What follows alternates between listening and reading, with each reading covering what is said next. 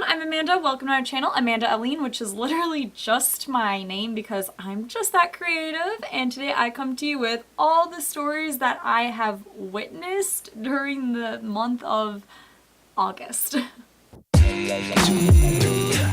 I'd like to preface this video by saying, in case you hadn't heard in another video, I'm from Wisconsin, and maybe this is a little much. The hat might not be necessary, but Wisconsin is cold, and it is like barely September, and it has been so cold these last few days, and okay, so anyways, let's get to the stories and that stuff. I'll just do them in chronological order because that's always a good order. It's like when they put the movies cast in order of appearance, and you know, it's easier. Then you don't have to decide what's most important. It just go like this person first. Yep. I also got this hat. Look, it still has the tag on it. No, you're not supposed to wear your hat like this, or how do you? I don't do hats. Okay, so enough for this awkward moment. First story of August, I went and saw Girls Trip. I went to this movie with some of my friends and my sister. Okay, it was my sister and her friends. Okay, anyway, so I thought this movie was funny as expected. It was fun to see girls have fun and kind of go crazy because usually it's just guys who get to do that, and for girls they're all like, oh my gosh, the girls can't have fun because then they're just all thoughts or blah blah blah blah blah blah blah. I don't want to hear it. Anyways, but besides that, it's not just funny and stupid like it looks in the trailer. It had great themes of feminism and friendship themes, and it had a predominantly black cast, which was also awesome to see, so I liked it. The next story I have is the first of only 4 books that I read in August. I know, reading fail. That is The Gentleman's Guide to Vice and Virtue by Mackenzie Lee. I made a book talk / review thing about it that I will link down below if you want to hear more of my thoughts of this book, but it's basically a British lord, and he's in the 1700s and he's going on this trip around Europe with his best friend Percy, who he has a crush on, and his sister Felicity, who is awesome, even though it seems like she's gonna be an annoying little sister. She's not. I thought it had great social commentary, especially paired with this older century, because you can see themes that are still important today that were showcased in this other century, and I don't know how to explain how it went, but it went well. Watch someone else's reviews on it. I'm not good about talking about stuff sometimes. After this narrative experience, I saw another movie, and I saw Atomic Blonde. This is a Cold War spy story. I love spy stories, so of course I had to see it. I loved Charlize Theron's character. She was a strong female lead that wasn't super stereotyped like female leads usually are in stories. Fight scenes were very well done and just very brutal to watch. Usually I don't feel the pain of the characters when I'm watching a fight scene. It's just kind of like fun and yeah, it's not realistic. And not that this is super realistic, but it was brutal, and you could tell that these characters were just having a hard time. There's especially one really long one, which is something I feel like I don't normally see in fight scenes, so that was well done. And then I read another book, that is The Name of the Wind by Patrick Rothfuss. And once again, he's from Wisconsin, so this is just gonna be kind of Wisconsin themed. Anyways, what is this book even about? Well, I made a video, kind of a fun while reading video, if that makes any sense, that I'll link down below. If you've read the book, you can watch it. If not, I just kind of did a slide of a non-spoilery thing. But it basically follows the main character Kvol's life journey to how he became the legend that he is today. It was really cool because I like following like an epic story of a character's journey, and I haven't done it a lot. I mean, I followed like Harry Potter's epic life journey. I think that you definitely have to like Kvothe to like this book because it's told in his perspective, so if you don't like him, you're just gonna be like, oh.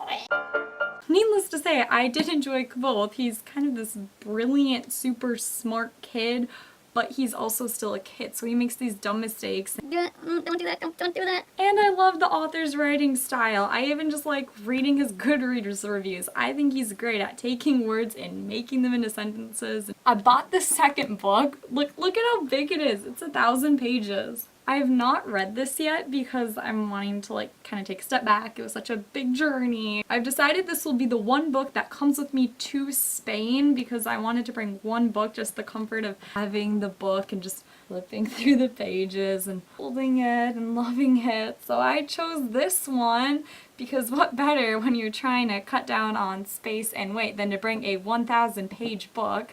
Moving on! Ooh, okay, so this TV series, I'm so excited. It's Orphan Black. I watched seasons 3 and 4, and I think, did season 5 come out recently, or has that been out for a while? I don't know. I don't watch shows when they come out because I like to binge.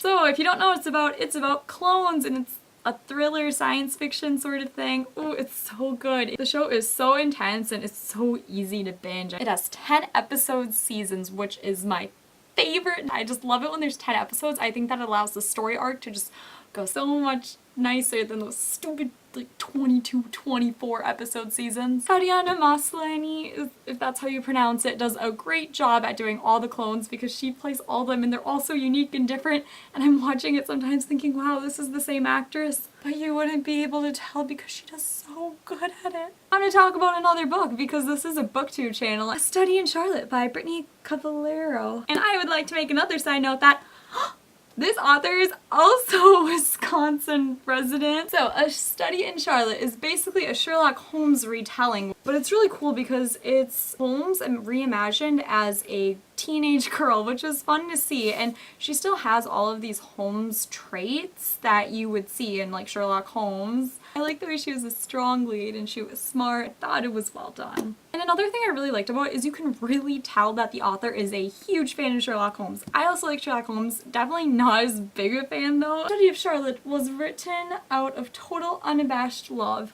and you can tell. I love that. It was like you're reading a book that the author writes loving Sherlock and all the references, and because they're like the great-great-grandchildren of Watson and Holmes. And now we're going to talk about music, because music is a story, right guys? It is when it's Taylor Swift. I wanted to do a reaction video so badly though, look what you made me do, but I couldn't. I had to click it like right away, right when it came out. My reaction was, what? It was different, and I knew it was going to be different, and I do like it. I had to get over the shock first, and it kind of had a creepy feel to it also, which I was not expecting at all. I think it was smartly done, especially the music video. Like, oh my gosh, that was done so well, and the way that she kind of like mocks people that hate her once again. She always writes songs about revenge. Like, this is not a new thing. Have you not heard Picture to Burn? That was like the first one where you're like, don't cross Taylor Swift. The sound is unexpected, but the lyrics, that's one thing that I just love about Taylor Swift, or her lyrics are good, and she always knows what she's saying. She's portraying something, a message, whatever. It's a story, part of why I like her so much. And then we got Are You Ready For It? Which I'm gonna be 100% honest, I was not ready for it. She was rapping, and you wanna know what? I enjoyed it. At first, of course, like the shock, I had to get over the shock, but I listened to it a few other times, and then I also looked up the lyrics. I saw a comment that was like, it's such a Taylor Swift thing to do a rap song about falling in love, and it is.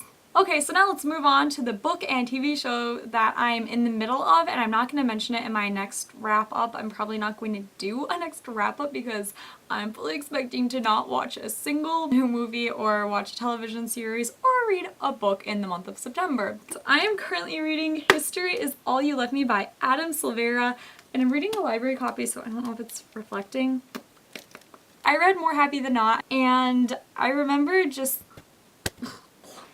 Okay, so anyways, I wasn't sure if I was ready to read another Adam Silvera book, but I saw it at the library and I was like, okay, it's really something that I do want to read.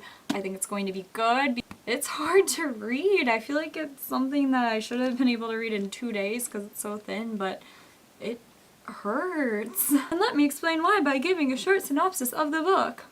This book is about a boy whose ex-boyfriend dies. He is meeting the ex-boyfriend's current boyfriend. I'm sure you can imagine how painful this is. Hi guys, it's Editing Amanda who realized she forgot to mention something that didn't even need to be mentioned. Okay, so there is a song by This Wildlife, and part of why I want to mention it, I'm like, does anyone know who This Wildlife is? Anyone at all? They have a song called History. Part of the reason I am also having a hard time getting through this is because every time I try to read History Is All You Left Me, that song is in my head. We've got a lot of history, but there's too much space between you and me.